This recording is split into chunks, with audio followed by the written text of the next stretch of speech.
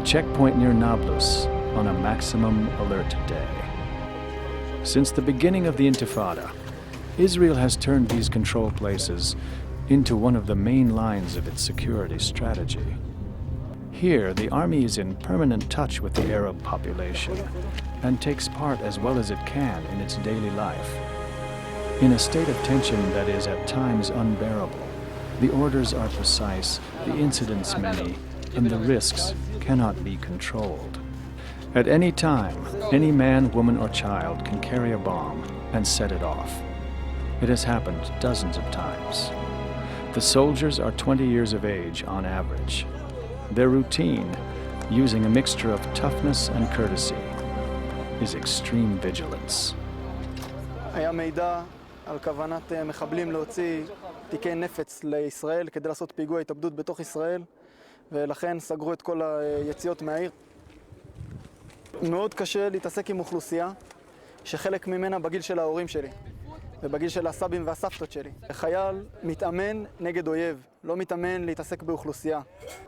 קשה מאוד לעבור ממצב של להיות נחמד לאנשים למצב שבו אתה כל הזמן צריך להיות מוכן להתקפה, כל הזמן צריך להיות מוכן לזה שמישהו ישלוף אקדח מתוך ההמון וירה בך.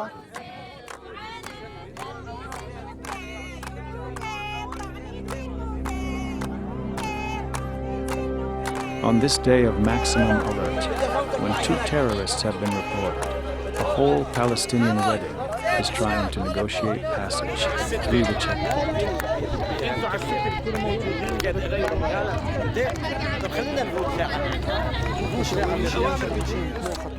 וגם בהם אנחנו מתחשבים, אפילו אם אין להם אישורים, רוב הפעמים אנחנו נותנים להם לעבור, מסדרים להם את האישור, אחרי שבודקים אותם בצורה הכי קצרה, ומאפשרים להם לחיות את החיים שלהם.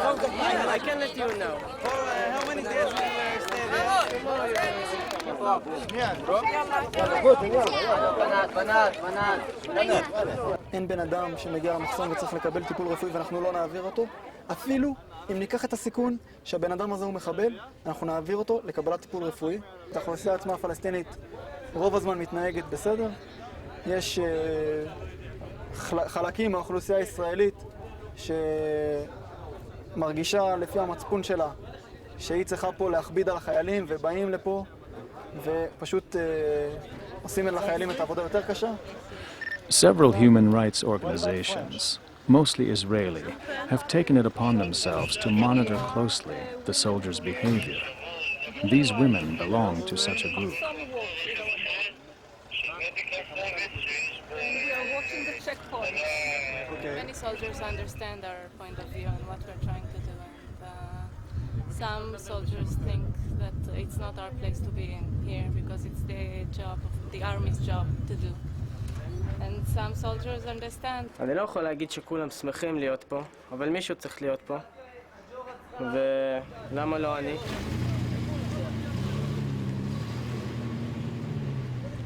יש אנשים שעוברים פה כל בוקר באופן קבוע וכל ערב ואנחנו נמצאים פה כל יום שאנחנו מכירים ואנחנו מדברים איתם כמו הקצבים, כמו שאנחנו קוראים להם, האנשים עם העגלות. בדרך כלל מי שעובר פה כל יום כבר מכיר אותנו מספיק טוב יש לנו יחסי ידידות איתו. אבל עדיין צריך לשים לב שהיחסי ידידות והשגרה הזאת לא תהפוך למשהו שאחרי זה תפגע בנו. יש פה אנשים שלוקחים על עגלות את הציוד מהמחסום הזה למחסום ההוא. הם לקחו ילד שעבד בזה ושמו לו פשוט פצצה. שילמו לו 5 שקלים ושמו לו פצצה בתוך העגלה. הכוונה שהוא התפוצץ, הוא בעצמו, עם יחד כל החיילים במחסום וכל מי שעמד בדרך. התקשורת מגיעה לפה כשיש משהו חריג, שונה, שקורה כאן כמו אלימות של חייל נגד פלסטיני, שזה דבר חמור מאוד בעיניי. חמור מאוד בעיני החיילים שלי, זה קו אדום שלא חוצים אותו, ומי שחוצה אותו לא יהיה לוחם. אם התקשורת הייתה פה כל יום, אז היא הייתה מראה מחסום שאנשים עומדים פה פחות מ3 דקות. החיילים פה מתייחסים בצורה מאוד טובה אל האזרחים. האזרחים עוברים מצד לצד של המחסום, בלי מגע, מדברים איתם בסך הכל, ונותנים להם לעבור. אבל זה לא מעניין, ובגלל זה התקשורת לא נמצאת פה בכל יום.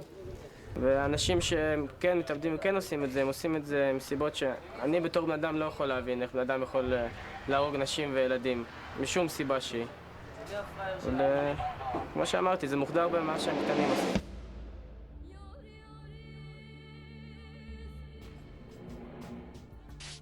beyond political aims, strategies, and causes.